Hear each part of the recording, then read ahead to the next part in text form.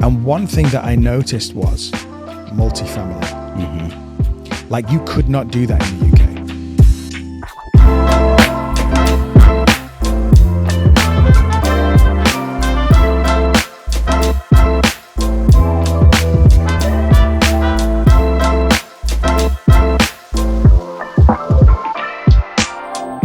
Hey, I'm Chris Lamm. This is the Money Hole Podcast, the good, the bad, and the ugly of the pursuit to fulfillment. Please remember to like, subscribe, download, and give us a 5-star review. I'm here with my good friend, Fabiano Altamura. Hey, bro, how you doing? I'm good. Thanks for being here. Fab, we've known each other a while now. Dude, it's been, I think I had my first conversation with you in 2013 when I was looking at buying my first house in Redding, California. Yeah. And we've really just become good friends in the last couple of years. We have. Yeah. Well, there's still not a lot that I know about your past. So I have a couple questions for you. Great. Fire away. The first thing that I would love to know is a little bit about where you were raised and specifically your family and the area. Yeah. So I was raised 2 hours north of London in a place called Sheffield, kind of like mid to north of England. And I was raised by 2 Italian parents. My mum came to the UK when she was 6. My dad came when he was 18. I'm the only child. And basically they raised me kind of in an Italian English culture. I mean, my dad literally came from 10 siblings. Wow. He had hardly any money. His dad had to work in Belgium to provide for the family. They lived in this tiny house, galley style. Your parents? My grandparents, Okay. where he was raised. So they had hardly any money, so he had to live with his grandfather. My dad came over as a consummate artist. He learned how to become a world-class hairdresser and like owned his own shop at 16. And then to avoid national service, which is like going into the military, he came to the UK, set up his own business and had a very successful business and then got into real estate. And I was kind of brought up with this client base that were very affluent. And I think I was brought up, I would say, even though we weren't wealthy, we were brought up, I was brought up very privileged. I went to private school and had a great group of friends. And that's kind of my upbringing. Okay. So what was, did your parents buy real estate? Like, when were you, I know you owned real estate there. And one of the things that I love about you and I always think about is how you came here and one of the first things you did is you started investing in real estate. So is that something that you were exposed to from your parents or? Yeah, it was. Like my dad, I think he bought his first house for £3,000, which was probably about $6,000 at the time. And what he did was he would rent out rooms to pay off the mortgage. So he paid off this mortgage really quick. And then once he paid that off, he bought another house, and the rent he got from the house that he paid off, he snowballed into the other house, kind of like what Dave Ramsey does, right? And I think from there, I just got very interested in business. I remember my first intro to business, I was like 12 or 13 at school, and my friend had one of these handheld like water warmers. And he would start going around at like lunch break saying, listen, I've got some tea bags. If you get some water, I'll heat it up and give you a tea bag. And we'd charge them like 50 pence for a cup of tea. So I remember going up to him going, listen, I'll give you £2.50 for 50% of your business. And that was my kind of first intro to business. But then just seeing my dad buy and develop real estate was something that I really had a passion to want to do. What was it? Was it the passive income and just the freedom, or was it real estate itself? My dad always said that real estate, a mixture of both. Okay. I mean, my dad said that real estate was always a pension scheme. Like, you know what it's like in real estate. There are many different models that you can employ. It doesn't just have to be a pension scheme. You can flip them, you can hold them, you can do whatever you want. You can go large scale. But what I always loved was the fact of the passivity of the income. I mean, it's not 100% passive, but it's largely passive. Yeah. But I just love the idea of the design aspect. Yep. And I think for me at the time, it was a bit of a status symbol. Yeah. Because owning real estate and multiple, into the double figures, kind of made me feel inside like it gave me some level of worth and value. Gotcha. So yeah, that makes sense. that's no different than a lot of people, when they're buying their first few rentals. I think it's almost a status symbol for a lot of people in America when they buy a house for the first time. They post it and tell everybody they bought a house. Well, the truth is you bought a tenth of a house. The bank owns the rest. Right, but, correct. I remember when I bought my first house, I was there definitely is this sense of accomplishment, especially if you come from a family like I came from, where my parents had nothing.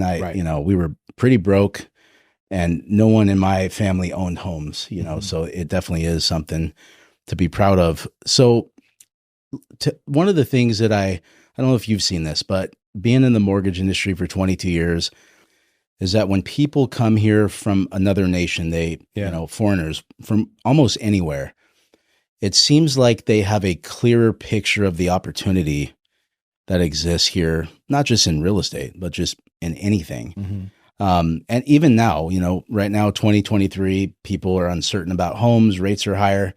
There are still people that come here. I've had clients from, Vietnam, for example, who come here super grateful to be in America. They start their own business. They work super hard, live in a house with their whole family, save everything they get. They stay out of debt. They build their credit. And within 5 years, they've got 5 to 10 houses. Right.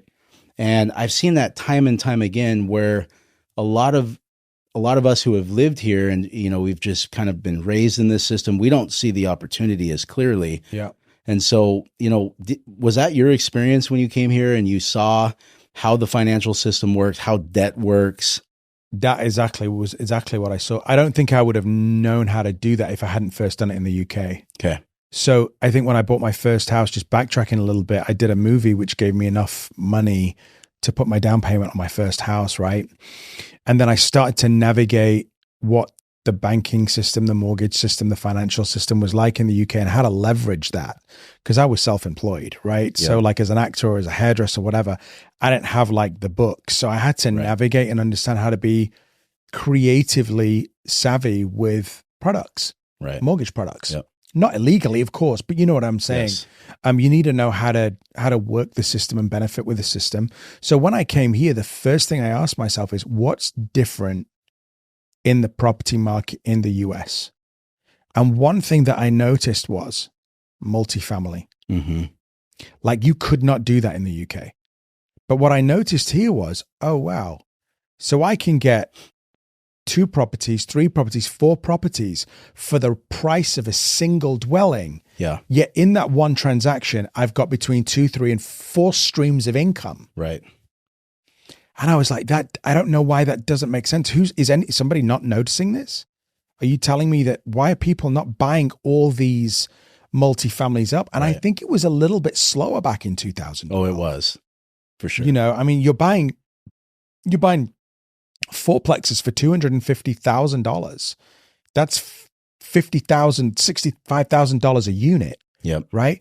And I'm like, that doesn't make any sense. So what I tried to do every single time I could buy anything was to buy multifamily. And I tried so many ways, dude, to get mortgages in the UK to fund me here. Nothing would happen. But I found a way to build credit without having my permanent visa. And I don't know if it was right opportunity or whatever, but I just managed to do it. And some of the ones that I did were owner carries. So, and some of them fell through, but like I started to navigate as well. Oh, you guys have a system where you can do an owner carry. Yeah. In the UK, it's the most draconian system that there possibly is. Really? Draconian. Like ridiculous. And here I thought, wow, the opportunity feels much more for the investor entrepreneur than the UK does. Yeah. And that's what I loved about being here, was the fact that it was for business and not against business. Yep. Yeah. So we see that a lot. I mean, one of the things that a lot of people that are processing buying real estate are thinking about is risk.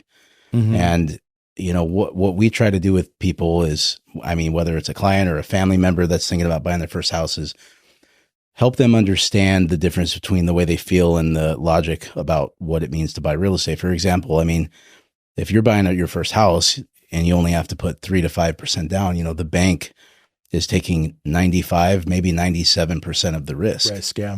And from what I understand in a lot of other countries, there's a lot of countries, they don't even have a mortgage. You have to pay cash. And a lot of the countries that have mortgages, I mean, it's a completely different scenario. It's more money down, higher rates. And so, for a lot of people, they don't really think about the risk because, again, people that have grown up in this system, they just have a different perspective. And so, I've had a lot of those experiences with people that have moved here, and their perspective has helped me see the opportunity way clearer because of what they have done in such a short amount of time. So, yeah, I think being in the US is just, I mean, I love this country, right?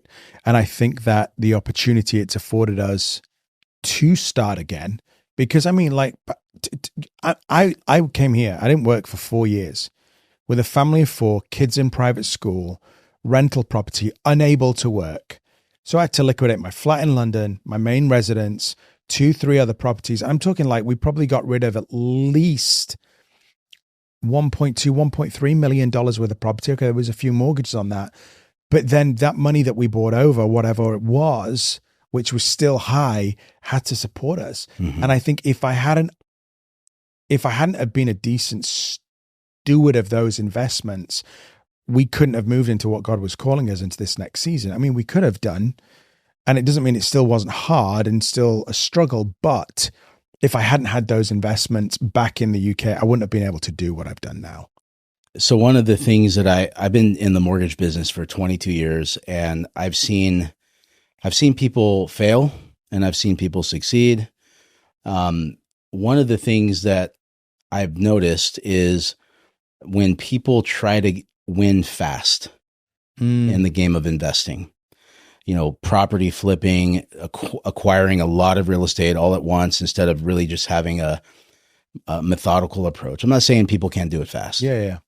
I have seen people put themselves in a bad position where, a market turns and all of a sudden they're not able to debt service their properties. Yeah. On the flip side, I've seen people who, like I said, who started with a little, they built momentum, their cash flow allowed them slowly over time. And one of the things I hear a lot is people overestimate what they can do in a year, but they underestimate what they can do in 10 years. Because as you acquire real estate, there's a compound interest to that, just like there would be in a stock market, right, because of cash flow. So what would you say have been some of the best experiences you've had, or how has your journey in real estate, blessed your family's life up to this point? Obviously, I know you're still investing. It's still something you're doing, but tell me a little bit about what it's done for you guys since you started. I think what it did was when we got approved to buy our first home here, your primary residence, that for me was like, wow, I sold my primary res in the UK, was on the market for 18 months. And then when it sold, negotiating the deal of my primary residence was one of the hardest deals I've ever had to negotiate. And I think winning that and having a home, which gave us like a place to be here, even though we didn't have our green card at the time, being able to call it home and being able to have a place where we can raise our family and kids and for them to call it home, I think that is one of the biggest highlights of being able, you know what I mean? I do. I had other investment properties before I had that home, but being able to buy my first primary res, that was a huge thing. Big, like, we're in America for good now. What would you say some things that you learned along the way? I don't want to call them failures, but things that you wish you would have done different, or, lessons you learned along the way with this journey. Yeah. I mean, I like to look at it as stewardship, right? Yeah. And I think for me, having done my first, because I'm an actor as well, as you know, but like I did my first Hollywood movie, which gave me a really decent payout, most money I'd ever seen. And I think that lifestyle was very, very teasing and tempting. So I'd buy a property, I'd buy another. And it was in 2002 when it was like printing money. It was like just a boom like we'd never seen. I'd buy a property with like $7,000 down. Crazy. And these properties are way crazy amounts of money now. But at the time, you're talking like 21 years ago, I was making so much money a month just on the appreciation. Right. So, you get to 10 properties and you're looking like, wow, this is decent, maybe 15. And 2008 hits. Right. And I was using my properties to fund a lifestyle that was not sustainable. Right. Buying Jags, Beamers, over leveraging on properties to go on exotic vacations, because I think for me, money was tied to my identity. Right. I definitely was in a money hole and I wasn't whole. Yeah. Yep. And I remember 2008 hits and I'm like, I have no idea how I'm going to pay the mortgages. Yeah. And it was literally that flip. And I said, Lord, I'll never make the same mistake again if you help me get through this. And he helped me get through it. And I had to go and buy my dad's business and work in something I said I'd never do, which would be a hairdresser, and start a business all over again. And I think for me, that was the hardest time, but I believe it was the most fruitful time, because even though I didn't learn everything in that, I learned enough that was like, it's about stewarding wealth, not spending wealth. Yeah. Yeah. That's such a common thing, right? I mean, I think that you think about football players who get these big sign-on bonuses and squander it all, with Lamborghinis and mansions their first year, people that win the lottery. Most people know that, or they've heard that having money doesn't make you happy. But it's weird how we may know that up here, but we still sometimes believe the fantasy that if only this, then I would be at peace, happy. And, what's interesting for a lot of people is when they get to a place where they have some sort of security, a rental house, 10 rental houses, that they realize, like, wait a minute, this isn't actually what I thought it would be. And, hopefully people get to that point where they begin to understand it's not a bad thing to have money. There was a point in my life where I thought having money was not okay. I was in a church that was a belief system I had. And so what happened for me was, by actually accumulating wealth and seeing, the good and the bad of it, I saw a lot of people who lost everything because they made poor decisions. Right. Yeah. And I saw people who lived frugally and below their means and were generous. And, being in the mortgage industry, I just kind of had this lab where I was consistently being able to see the fruit of people's lives. Yeah. Up close and personal. When you look at people's taxes and bank statements and you see how many years they stay married and you see their kids, I mean, without even knowing it, I was learning how people steward money affects the quality of their hearts, their lives, their kids' lives. And so, it's a common story, what you're sharing. It's really cool to hear what it did for you. Well, I still think I'm still learning it now, right? I mean, like, there's still areas where I'm like, wow, that's really not good stewardship. And I think it's one of those things that, like, sometimes in stewardship, you go in denial mode. Yeah. And you go, I don't want to look at it. It'll work it out. But it's just not how it works. And I think still now, going to be 48, I'm still learning the stewardship model, because I think it does, you're right, it exposes what's in your heart. Yeah. And I still think you bring things into your 30s, into your 40s that you're trying to overcome and try and relearn. But dude, sometimes it really takes a bit of time, So what do you think the word wholeness means? Specifically, thinking about all the pillars of our life, because again, we talked about how money it's such an important part, and people go to extremes there. It's either all focused on that or they deny that part of their life and it affects their life, right? What does that mean to you? I think wholeness for me is like, I believe humans creating God's image are mind, body, and spirit, right? I think it's understanding who I am. That is, it's a really good question, dude. Actually, I think I'm struggling on this one. I'm like, but I'm asking, but it's good. I'm processing with you. I think wholeness is this. It's like, it's not just about what I own. It's about who I am. And I think being who I am is so important. I define myself personally of who I am in God. And I think that he is what defines me. He truly defines me, because I think, listen, everything is his. And when I look at the scope of time and I think, listen, we're in such a unique, privileged position where we live right now, but we're a microcosm in the universe. And I think what I think wholeness is how I conduct myself with others, how I relate to others, how I treat them, how I bring up my family, if I can have a positive impact on the people around me with my finances and with who as I am as a person, I believe that's a pretty cool definition of wholeness, because I want to see people around me thrive because of who I am. Right.